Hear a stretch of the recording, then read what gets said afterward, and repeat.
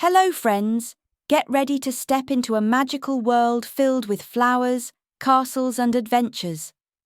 You're about to meet Princess Amara, a curious and kind little princess who loves to explore and make new friends. So, find a cozy spot, open your heart, and let's begin this wonderful journey together. Are you ready? Let's go! At one time, there was a major array of fields of flowers, turning streams, and lake-like mirrors up on top of a hill. A big stone castle surrounded by willows and gardens, where flowers bloomed 12 months of the year. And in the castle lived a tiny princess named Amara. Princess Amara was renowned across the kingdom, not just because she wore a silver crown upon her head or sun-shimmering hair, but because she was inquisitive. Whereas Prince William and Princess Lily devoted hours to elegant, dignified dinners and poise with ease classes, Amara devoted hers to chasing butterflies, conversing with squirrels, and sitting on the old wishing well in the castle grounds. And always by her was her own special toy, a glinting gold ball that flashed as brightly as the sun. She'd throw it high, catch it, throw it again, and laugh as the light glared off it in every direction. Her treasure, her friend, her comfort. A sunshiny morning, throwing the ball higher than ever before, it was wrenched from her grasp. It bounced once, then again, and then, plonk, right into the black well water. Amara gasped. She made a run for the edge, but the well was too deep, too dark. She couldn't see it. She couldn't touch it. There were tears in her eyes. She sat down on the edge, bending her knees. And then, a voice. "Why are you crying, princess?" She whirled around, and there, sitting on a mossy rock, was a frog. Not just any frog. A tiny green frog with enormous golden eyes, a serene smile, and a tiny golden crown on his head. She blinked. "Did you just speak?"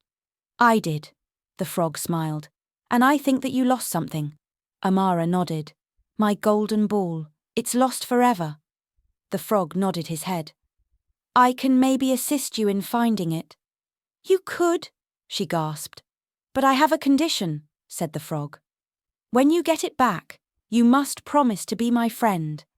Let me sit next to you, eat next to you, and speak with you in the garden." Amara hesitated. He was a frog after all, but she longed oh so desperately for her golden ball back. "Yes," she said, "I promise."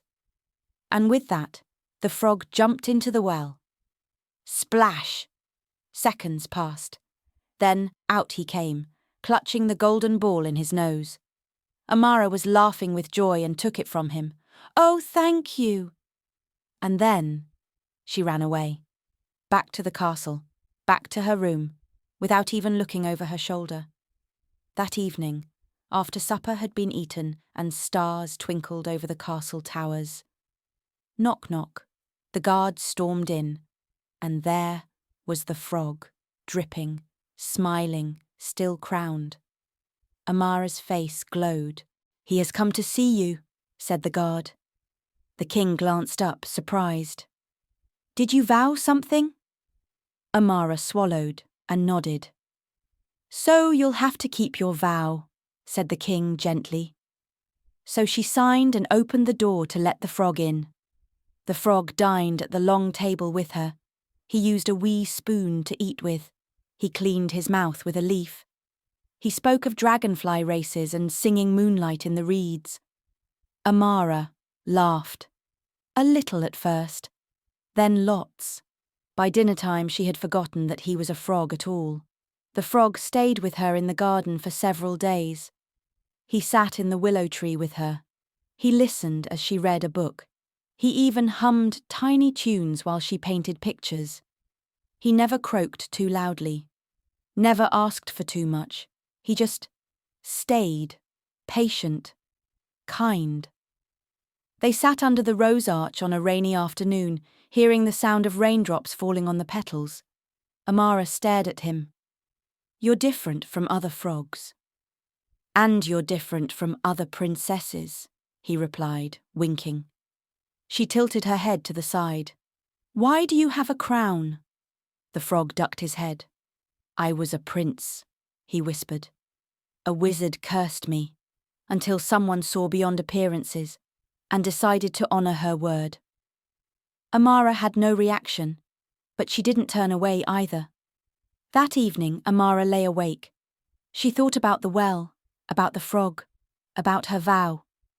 She slipped from her bed, along dark corridors, past slumbering guards, and into the gardens. The frog was present, dozing in a flower pot. "Are you awake?" she whispered. He opened one of his gold eyes. She knelt down beside him and said, "You didn't just fetch me my ball." He looked confused. "Tell me if you want me to continue. You reminded me what a promise is, and what kindness is." She leaned forward and kissed him softly on the head. Boom! The wind whipped around. Light burst like fireflies. She stepped back as the frog began to shine and glitter. And when the light was lost, there was a boy, her own age, with eyes just like the frog's, and a cloak of moss colour thrown over royal garments. He blinked and smiled. "You kept your promise." "And never lost the touch of kindness," she breathed. The kingdom awoke the next morning to find a new friend alongside the princess. Not a frog, not a prince. A boy not much who had lost himself under a curse and was found by friendship.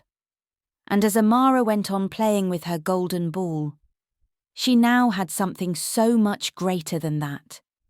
A friendship not built on appearance, but on honesty, smiles, and one promise kept. The end.